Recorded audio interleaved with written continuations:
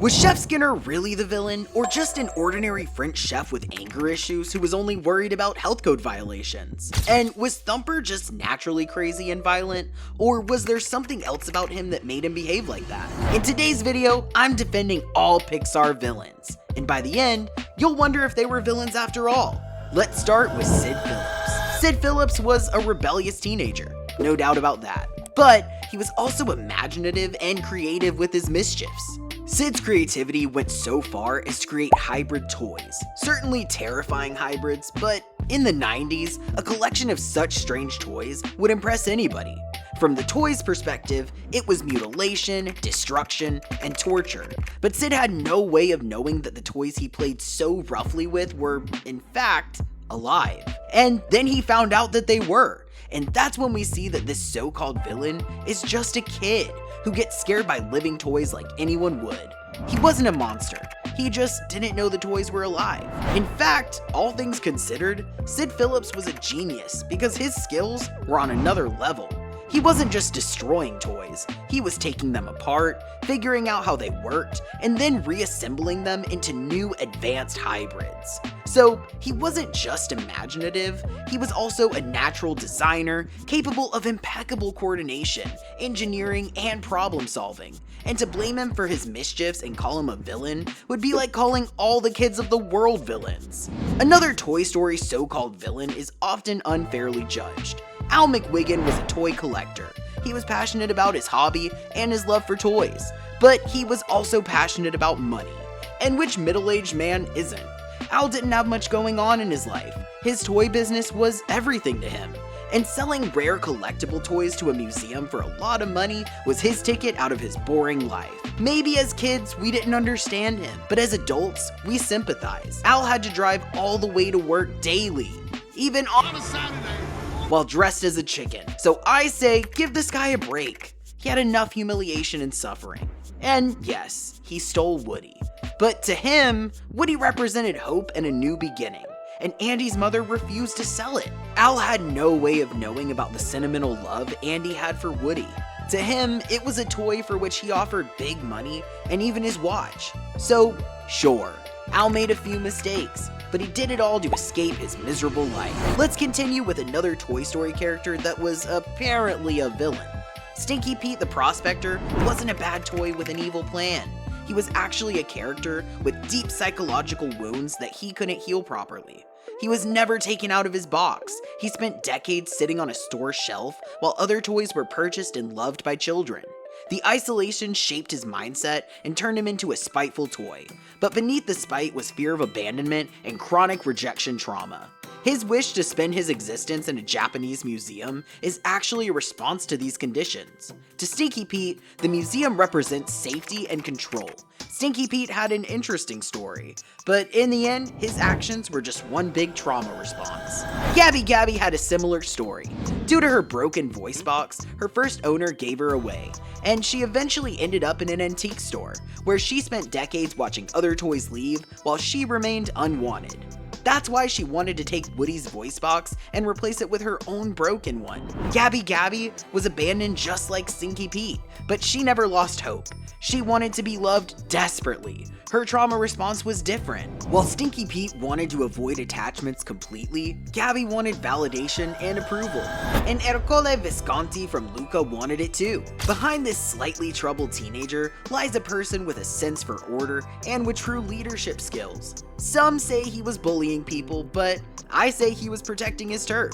From his perspective, Luca Paguro and Alberto Scarfano were frauds who lied about who they were. And let me remind you that Ercole is a multiple-time champion of the Porto Rosso Cup. So we can conclude that he is a well-disciplined young man who takes training seriously. He's certainly a person with a bright future in professional sports. So before we condemn him and call him a villain or a bully, let's think about his deeds logically. Sure, his methods were sometimes harsh, but many strong leaders sometimes act like that. And yes, he tried to end Luca's and Alberto's lives, but let's not forget that they were sea monsters that infiltrated the town of Porto Rosso. And Ercole Visconti considered this town to be his kingdom. So some would say he's a villain, but I say he was a slightly troubled Italian teenager who did what was necessary to protect his town and his reputation. The Cursed Dragon from Onward is another so-called villain, worthy enough to be mentioned and defended, but like Ercole, he's not the criminal everyone wants. The Cursed Dragon is nothing more than a spell gone wrong. He's not even a natural creature, but an artificial magical construct designed to protect the Phoenix Gem. And that's his only purpose. So he attacks a few elves who try to steal it. Villain? Hardly. But here, we're defending all Pixar villains and the so-called villains. And the Cursed Dragon is definitely the so-called one. Next, we have Mordu, another unusual villain placed under the curse. Mordu was a bear who terrorized his own kingdom, but before he was a bear, he was a young prince full of ambition and hope. He had a desire to rule alone and not share the throne with his brothers, which may sound greedy and seen as lust for power, but I say it was just a wise wish, considering that he was supposed to be the king and not CEO of the company with a board of directors. The kingdom needs a supreme commander at the top, not a bunch of people who have different views and desires. This simple desire to rule his kingdom led the prince to ask a witch for the strength of 10 men, which resulted in his transformation. So you can't blame the Prince Bear for terrorizing everyone. He was under a spell that consumed his humanity. The curse amplified his normal human rage, and as a bear, his attacks were vicious and seemingly beyond reason. The witch should be blamed for this. She's the one who made him like that, and somehow gets away with it while Mordu is hated. In the end, when his spirit is liberated, he nods at Merida, thanking her for making him free from the spell. Thunderclap from Good Dinosaur was the same. He was an animal driven by instinct, and he was the leader of a group of pterodactyls surviving in an extremely harsh environment. So, like all predators, he had a strategy that worked. He and his flock flew directly into dangerous storms and then searched for anything left behind, injured or dead animals, anything they could eat. Some call him a villain, I call him a great leader. Let's move from animals to cars now. Chick Hicks was a professional racer who spent his whole career chasing one thing, the Piston Cup, and he did everything he could to win it. People say he was a dirty racer, but I call that old school racing. Bumping opponents, blocking them, whatever. If you check out NASCAR 1970s races, you'll see exactly that. Aggressive techniques like pinching, not leaving room for opponents, blocking, and intentional dive bombing. This was all allowed by the rules. Everybody did it. So don't blame Chick for being old school. Some would say these were dirty tactics, but I say they were rare skills. And another car's so-called villain had rare skills. Sir Miles Axelrod built an empire on oil. When the world began shifting away from it, his business was on the verge of complete collapse. So, he came up with a genius strategy. Some would say manipulation, but I say rare skills. He introduced All in All as the solution, and then he secretly orchestrated events to make it look unstable, intending to bring cars back to oil usage. He used agents like Zundop to trigger failures during the races. When All in All started taking over, Professor Zundop saw a future where cars like him would be forgotten and replaced. So what did he do? He fought back. He tried to sabotage the World Grand Prix by using electromagnetic weapons to expose All in All as dangerous. But in fact, he was proving a point.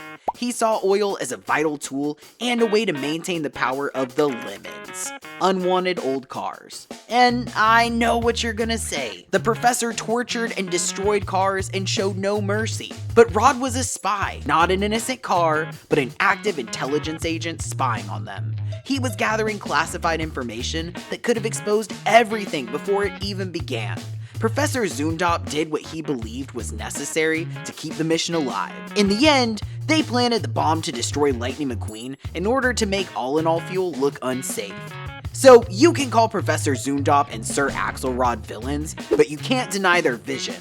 And if you do call them villains, then you should call half our world villains, because the tactics they used is the one we use our entire history in various aspects of human society. And the final Cars villain is Jackson Storm. But I think you would agree that he isn't one. He was simply a new age car, built for new technological type racing. And sure, he had some ruthless racing tactics, but to be called a villain? Jackson Storm was just an inevitable future of racing, and he didn't cheat or try to blow up the cars. Now, let's move from cars to French cooks. Chef Skinner is one of those epic, memorable characters. Apart from being angry and short-tempered, he was a great businessman. He prioritized quantity over quality and turned his products into a global business. This way, Chef Skinner helped people by bringing food closer to them, because people who are far away from Paris can't just come to the restaurant at any time. Placing the restaurant's products on the global market was actually an incredible and quite profitable opportunity, an opportunity that Gusteau ignored. But Chef Skinner made that happen, and then he tried to protect his business and the restaurant's reputation by firing a garbage boy who couldn't even boil water without help. Let's not forget that Skinner is the head chef and the owner of Gusteau's restaurant, and a head chef of a prestigious 5-star restaurant has to build a good kitchen team to keep the reputation of the restaurant. So you can call that evil, but that's in fact good management. And some say he tried to hide Gusteau's will, but I say he did it to protect the restaurant and his global frozen food business. That will could transfer the whole business and the restaurant to Alfredo, and he was young and inexperienced. So I say Chef Skinner had the future in mind. Not selfish interests, he just had to preserve the business and the restaurant. And when he found out that the rats were making the food in his restaurant, what did he do? What any sane person would. He tried to protect the customers and uphold the health standards of his restaurant. So call him a villain, but Chef Skinner is just that, a chef with standards. Moving on to monsters. Randall Boggs was one of the top scarers at Monsters Inc. He worked hard to earn the top position, but Sully was always one step ahead of him. So he had high ambitions. He wanted to be the top monster at Monsters Inc. And realistically, Randall was one of the smartest employees of the company. When the human child was on the loose inside the factory, he realized instantly that Mike and Sully were hiding something. He was capable and smart enough to create, and later test, the Scream Extractor, a machine that could forcibly extract screams from human children. Randall wasn't a villain. He was the #1 employee who tried to solve the energy crisis the monsters were facing. Sure, Randall was a little overly ambitious, but in the corporate world, that isn't a sin. It's the path to success. And now, let's take a look at his boss. Henry J. Waternoose was the CEO of a company responsible for powering an entire city, and he was in a tough position.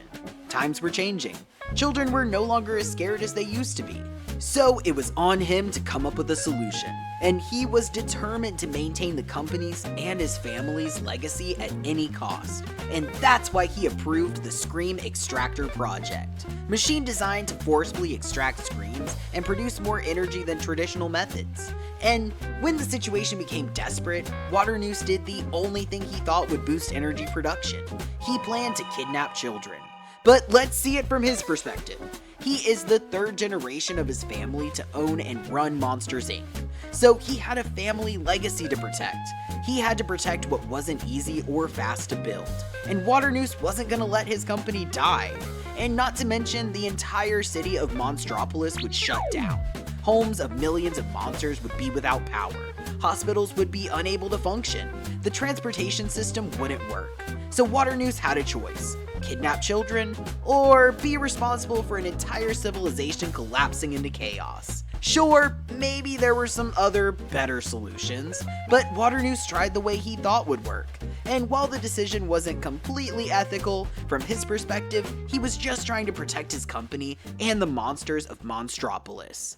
Now, let's look at the villains from The Incredibles. Bon Voyage is the underrated French bank robbery and safecracker. His primary goal is to steal money from banks, and we can all understand that. But even though he's the side antagonist, Bon Voyage serves as the catalyst for both Incredibles movies, as him putting a bomb on Incrediboy resulted in him turning into Syndrome, which also resulted in Winston and Evelyn's father's death. And Evelyn Dever was a brilliant and cynical co-CEO of DevTech. Evelyn simply tried to prevent people from blindly trusting in superheroes. And you can't argue with that. All of our lives, we believe that some external force should be there to save us, to shield us from evil or whatever troubles we're facing. But Evelyn's father died while waiting for the heroes to save them, and her mother died from grief shortly after. So she tried to convince the people to rely on themselves, to take the power back. And as screenslaver, she made an excellent point. Humans' reliance on screens, technology, and superheroes has made them into lazy, unthinking consumers. Superheroes are part of this brainless desire to replace true human experience with a weak consumerist society that relies on people with capes and face masks to save them. And in order to prove that, she had no choice but to cause a crisis big enough that even the almighty superheroes can't stop it. Evelyn tried to show the public that putting blind faith in a few individuals with some superpowers is risky and unnecessary. Some say she caused chaos and destruction by trying to crash the train and then the cruise ship, but I say it was a benevolent lesson for the whole city. And people say how she brainwashed people with her mind control methods, but I say take a look around. People are already deep in their screens. I say she exposed this, and she proved how easily people surrender their free will to media, messaging, or to whatever's flashing on their screens. In Evelyn's mind, superficial content and superheroes were the enemy. When people refused her message and chose to continue being slaves to comfort, what happened? WALL-E. So, was she wrong? You decide. Was this woman a villain, or the most underrated Pixar hero ever? Monsters, cars, animals, toys, humans, all villains in their own universe. But let's talk about an AI villain. Otto was the ship's autopilot. He followed a secret order, Directive A113, and the order was never to return to Earth. So he followed it. And the irony of this so-called villain is amazing. Otto is programmed by humans, and when it follows its program, humans call it a villain. But it was them who created the program in the first place. The whole movie suggests the idea that the AI is the tool that reflects human choices, and if the choices aren't wise, the consequences can be terrible. So Otto isn't really evil. He's just following orders, and the orders can be good or bad. And who decides that? The real villains of the movie, humans. Now, let's go from space to Mexico. Ernesto de la Cruz started as a musician with pure ambition and talent, performing with Hector Rivera. When Hector decided to leave and go home, he took his songs with him. Ernesto wanted those songs because he recognized their worth, but Hector was leaving, taking the music and the future. So, Ernesto made a desperate decision. He poisoned him. After that, Ernesto became a massive celebrity, appearing in movies and being honored as a national hero. I say Ernesto believed Hector's talent was a gift to the world. By taking Hector's songs, he ensured they became timeless anthems that brought joy to millions. As Ernesto himself said, success doesn't come for free, Miguel. You have to be willing to do whatever it takes to seize your moment. And that's exactly what he did. He made a sacrifice by ending his music partner's life. Despite everything, Ernesto loved Hector. He considered him his best friend. But Ernesto had no songwriting skills and Hector was a pro, and he was leaving. So Ernesto had two options: choose obscurity or choose his dreams. He chose his dreams, and in the entertainment industry, that is often the way to success. Next, we have Charles Muntz, memorable villain, inventor, and explorer. Charles was one of the greatest explorers of his time, the kind of hero kids looked up to, including Carl Fredricksen. Muntz discovered something no one else had ever seen: a living, breathing, prehistoric bird in South America that others believed had gone extinct. He called this bird the monster of Paradise Falls. And he returned to civilization with the skeleton of the creature, but skeptics of the scientific world declared the skeleton a fabrication. These accusations destroyed Muntz's reputation, so he went back to South America to bring back the live specimen of the bird. And he stayed there for decades and did everything he could to find the bird. He developed advanced tracking systems to follow it. He mapped the terrain. He trained dozens of dogs into a search team. He even invented translation collars so the dogs could communicate. At the same time, he became paranoid. And you can't blame him. You try living decades in isolation with the one and only goal of finding a rare bird, and you'll be paranoid pretty soon. So when Carl and Russell show up and start talking about the bird that likes chocolate and follows them around, Muntz is finally on the verge of achieving his lifelong mission. And he does everything to catch the bird so that he can finally clear his name and back his discovery with the living proof. Charles Muntz simply wanted his life back, and he wanted to be recognized for his discoveries, even if his ways were sometimes questionable. But the truth is, Charles Muntz changed. He was a genius scientist and explorer who spent too much time in isolation and too much time suffering from the past, which eventually made him forget his true love for science and adventure. Now, let's go back to space, and then to Planet Z, where Emperor Zurg, or Buzz Lightyear, rules his army of advanced robots known as the Cyclops. But was Emperor Zurg really a bad space ranger? He made a mistake. He felt responsible for the crash of the exploration vessel that left himself and the rest of his crew stranded on the planet Takani Prime. So, he spent decades doing hyperspace tests in order to time travel back home. Meanwhile, their colony was slowly emerging on Takani Prime. And then his new commanding officer, Burnside, decided that they would have to get used to living on Takani Prime for the rest of their lives. But Buzz refused to give up. So, he stole the X-15 spaceship and escaped far into unknown space, and there became Emperor Zurg. Zurg then attacked the colony on Takani Prime with the Cyclops, while young Buzz Lightyear had a great idea, to try and stop him. So, Zurg captured Buzz easily because he had a Cyclops-type advanced tech suit that can open a box made of nuclear pasta. And Buzz was originally supposed to be a 1960s-type astronaut, so equipment on the calculator level. And he decided to fight Emperor Zurg with the mix of 1960s and 1990s tech. Sure, great thinking. The Great Emperor then took the hyperspace fuel for time travel and then revealed he's a future version of Buzz and that his only wish is to go back in time to prevent the original crash. So, call him a villain. But all Zurg wanted was to change history in order to prevent the exploration vessel from crashing, which would allow the crew to return to Earth. In short, he wanted his life back, and he didn't want to waste it by being stranded on a hostile planet. And finally, we have Toy Story's greatest villain. Lotso Huggenbear ran Sunnyside Daycare as a strict totalitarian regime. He created an empire and took care of all the toys. The empire functioned, toys were safe and happy, until Buzz Lightyear and the others showed up, and they tried to change the rules and disobey the system that worked just fine. So, in all honesty, Lotso had no choice. He did what he had to do to protect his kingdom.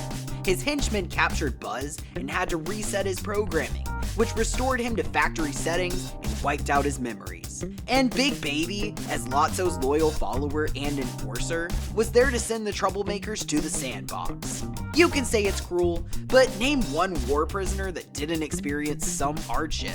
So yes, you can say that Lotso held prisoners, or that he treated them badly, but you can't say that he did it because he's a psychopathic toy. His only wish was to protect his perfectly balanced kingdom in which toys were offered safety. Safety from rejection. Because Lotso was once owned by a girl named Daisy who loved him, but after being accidentally left behind during a trip, he had to walk all the way back to her house only to discover that she had already replaced him with another identical toy. And what was the result of this betrayal? It was Lotso's wish to stay in the daycare because the children there were constantly replaced, and there was no chance for another connection, which would end up in a broken heart. You can say Lotso was a villain who ran an unfair prison. You could say that he tried to hurt other toys to protect his kingdom. But I say Lotso was one step ahead. He saw through children's nonsense and he refused to play their game. Another villain ruled his kingdom in a similar way Lotso ruled his gang in the kindergarten. Hopper was a ruthless dictator of his grasshopper clan. Yes, and as any good dictator, he was firm. He did what had to be done to maintain control of the empire. Hopper set up a system, and in nature, it's all about survival of the fittest. So, he did his best to provide the food for his small kingdom, even if it meant using ants as his workers. But most importantly, Hopper understood that he must keep the ants in line to prevent them from realizing their superior numbers and how easily they could crush the grasshoppers. Some say Hopper was a ruthless villain who used ants, but I say he was one step ahead. In the world full of different threats, his philosophy was, the best defense is a good offense. Did he use intimidation to achieve this? Sure. But when you're the head of a powerful kingdom and you're surrounded by other kingdoms, you can't play fair. If you play fair, you die, because nature doesn't care. And Hopper had the scars from the bird attack as proof of nature's brutality.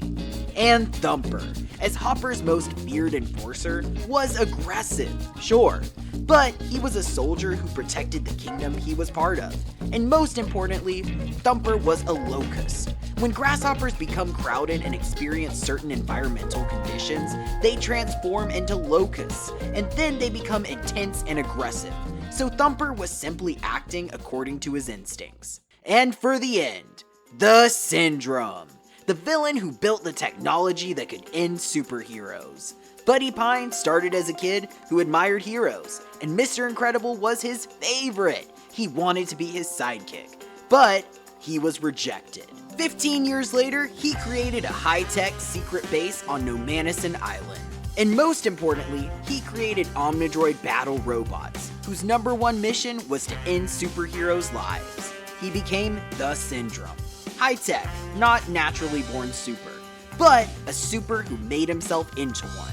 As a kid, he was humiliated and rejected by the power he admired. But instead of feeling sorry for himself, he built himself up. He had a sense for fairness and justice. He proved that natural superpowers aren't necessary to be super.